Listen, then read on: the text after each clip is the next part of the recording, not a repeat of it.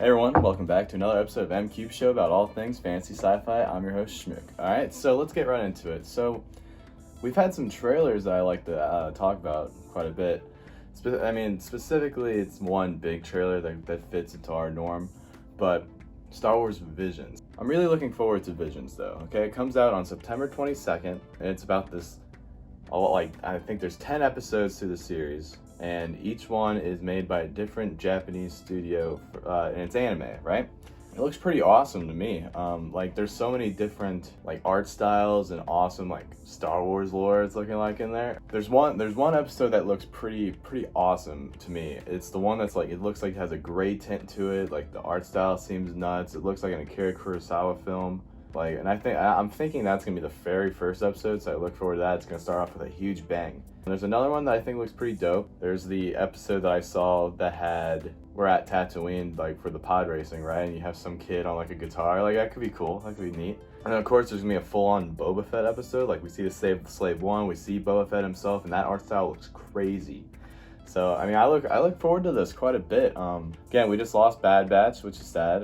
So we don't have Star Wars content for over a month, which is rough, but whatever. But again, September 22nd, I can't wait to start going over this show with y'all, okay? But yeah, that's really it. That's really it for news. I wish there was a little bit more. I guess another thing to talk about is that to go into our next segment, going over Rick and Morty. Rick and Morty won't have its finale until September 5th. So that kind of sucks, but it's going to be a 1-hour finale, so we should be looking forward to that, especially where the show's going towards. It's starting to lead up to a big finale in my eyes. So to talk about last week's episode, we had Rick trying to save, first off, it's Rick wanting to have a solo type episode, right? He's oh, we have another Pickle Rick on our hands, and it's okay. I wouldn't say that, but it was a really good episode. It's pretty deep too, because it's all about saving Bird Person's life.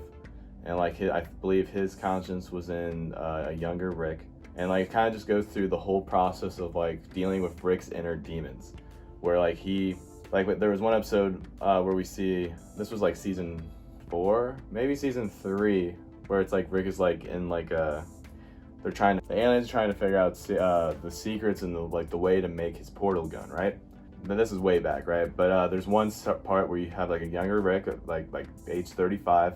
Where he literally watches his wife and Beth literally die in an explosion in his lab. And so that makes me think, and what this episode kind of clarifies, is that Rick goes to a different reality to get a Beth and a Morty, and just act as that they're his family. But no matter what, this is our main Rick is a complete loner Rick. But again, it's a solid episode. This is leading up to a big confrontation with evil Morty, who's the OG Morty, who's done with Rick's crap, But then we also find out that Rick tells Bird Person it's either I can be selfish or you can let him go, to Bird Person, saying you have a daughter, and that's pretty heartwarming, because Rick's I lost my daughter, you should be able to be with yours, and then Bird Person says I admire you as a person, Rick, but you are an asshole. Basically, it's basically what he's saying. I don't remember the line verbatim, but overall, it's a solid episode. I look forward to the finale. It should be huge, so let's look out for that.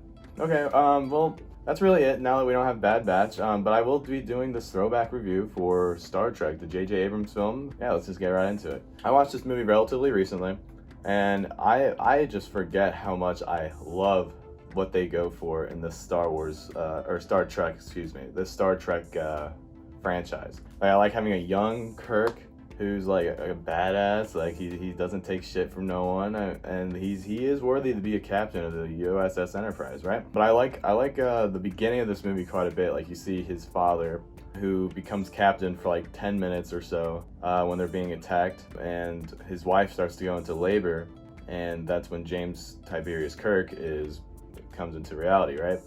And then I love that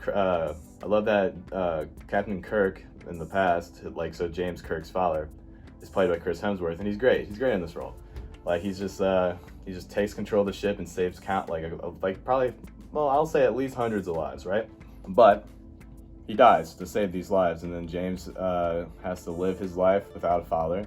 So he's always living in the shadow of his father, who is known as this great captain who saved countless lives. But eventually he goes to school to become a cadet, and then he eventually gets onto the USS Enterprise to help with this mission to save, basically to save like Spock's people, right? The Vulcans, right? I love Spock in this movie. He's played by Zachary Quinto. He has like an attitude towards him in this. He's not just completely honorable, but like I like getting these younger versions of these characters because they all have room to grow, you know. Again, like Chris Pine plays Captain Kirk, and he's just this asshole, and he has to grow into this role of being like a true leader. But I really like this cast. Like you have Chris Pine, you have Zachary Quinto, you have Zoe Saldana, and of course Leonard Nimoy comes back as an older Spock. And then of course we have Simon Pegg as Scotty, and then of course the late Anton Yelchin as Chekhov. Like it's just a good. I really like this cast. I always like these movies. I like Star Trek Beyond the best, but I did like this movie quite a bit because it was just that introduction back into this world in a new era, like more like a Star Wars action-packed era for Star Trek, and it works. It works for Star Trek. It's fun. It's all about just going to different planets, saving lives, and like, going on adventures, and I love it. I mean, like with Star Trek, like in the past, like I mean, I love the old movies. Like Wrath of Khan is an incredible movie, right? But again, they are slower. They're definitely slower movies. Like they still have good action. They still have like awesome, like deeper meaning to it. But again, it's just fun to have like a fun popcorn type movie for Star Trek, you know? It doesn't have to be the deepest thing in the world. Just you see these guys just going on quests and adventures and saving worlds, you know? This one was interesting with it though, like just having how like, you have an older Spock. And then I like the ending quite a bit where you have Leonard Nimoy with Zachary Quinto's Spock, right? And it's just like, it's just a good interaction to see these two characters. It's kind of like a passing of the torch type situation. And unfortunately, Leonard Nimoy died a few years later. I mean, a little bit later, but I mean, again, he didn't come back for Into Darkness, but I think he's mentioned. I believe he's mentioned in at least Into Darkness, I believe. But yeah, it's just a fun movie. I really like this movie. I really like Captain Kirk with Ahura, who's played by Zoe Saldana. I really like that relationship. Like he's just not giving up on her. Yeah, like there's great chemistry between this cast, and like has decent story to it, fun action. And like everyone plays their roles great, but they put their own taste to it, their own thing, you know? Because you don't want Captain Kirk or you don't want Chris Pine just to do a William Shatner impression, right? There is like one instance in the movie where he kind of does it, but he's just kind of messing around, like where he's doing this test, the simulation that Spock makes to see if you're worthy of like how you can handle yourself as a captain in like a poor situation. But like he has like a little bit of like a Shatner-esque to him. And I think by Star Trek Beyond, he does kind of seem more like the Captain Kirk we know. Like, but he's again he's not doing a William Shatner impression, you know? But yeah, but I mean that's really it. I just really like that movie. I wanted to talk to y'all about it because again, I really like this trilogy of films, and like we got news recently that we're getting a fourth one finally. So hopefully that comes out soon, and I miss this cast being these characters. But yeah, I think that'll do it for today though, guys. Next week I'm hoping we get a little bit more content out for y'all. I'm gonna try to, I don't know, I might do this Into Darkness as a throwback review for y'all. I'm gonna watch that probably the day before I make this video, so everything's a little bit more fresh. I watched this movie a few weeks ago, so I'm not going like full on with the details, I'm sorry. But again, I highly recommend that movie. But if I don't do that, I might just do Fellowship of the Ring or something, because like Lord of the Rings I've barely been able to talk about Lord of the Rings on this show, and it's like I like it possibly more than Star Wars. Like those are 1 and 2 for me, right?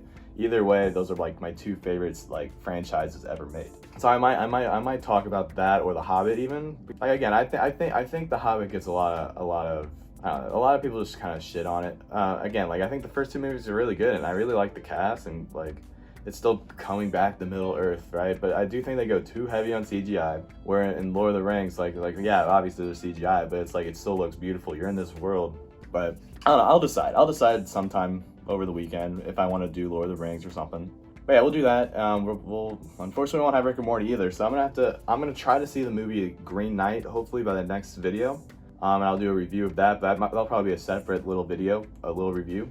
And hey, I might even, you know what? Since we're probably not gonna have that much content for next week, hopefully we get some news or trailers. But if that's the case, I might just do like a ranking. I might just do like a quick review of like a top 5 of like, let's say Star Wars, or top 5 episodes of Game of Thrones or something like that for y'all, okay? So just let me know what you would like to see, because again, we're running low on like that weekly content now since Rick and Morty's in a hiatus and Bad Batch is done. But yeah, just leave comments down below. Let me know what you want to hear. Like and subscribe, guys, and I'll see y'all soon.